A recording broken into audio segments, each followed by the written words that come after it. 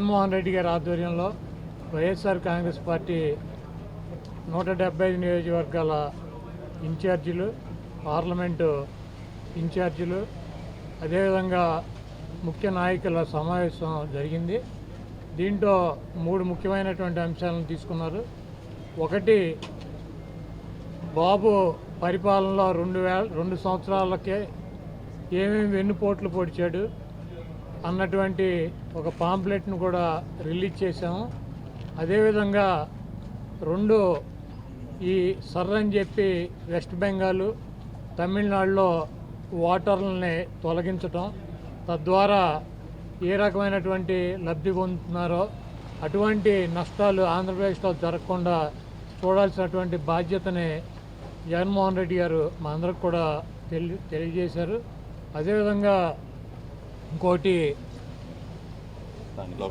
Local body ఎన్నికల్లో యునానిమస్గా ఏది కూడా ఇవ్వటానికి వీల్లేదు. తప్పకుండా ఎన్నికల్లో పోటీ పెట్టాలి అభ్యర్థుల్ని. వాళ్ళ విజయం కోసం మీరు అందరూ కూడా కృషి చేయాలి. పార్టీ అన్ని రకాలుగా సహాయ సహకారాలు అందిస్తుంది. మనం ప్రతిష్టాత్మకంగా తీసుకుని లోకల్ బాడీల్లో ఒక్క సర్పంచ్ కానీ ఒక వార్డు మెంబర్ కూడా యునానిమస్గా వదలటానికి వీల్లేదు. ఒకవేళ కనుక ఎక్కడైనా యునానిమస్గా వదిలేసినట్లయితే తప్పకుండా నేను సీరియస్గా యాక్షన్ తీసుకుంటానని చెప్పి జగన్మోహన్ రెడ్డి గారి పార్టీ నడిపేటువంటి మా అందరికి కూడా గట్టిగా చెప్పడం జరిగింది.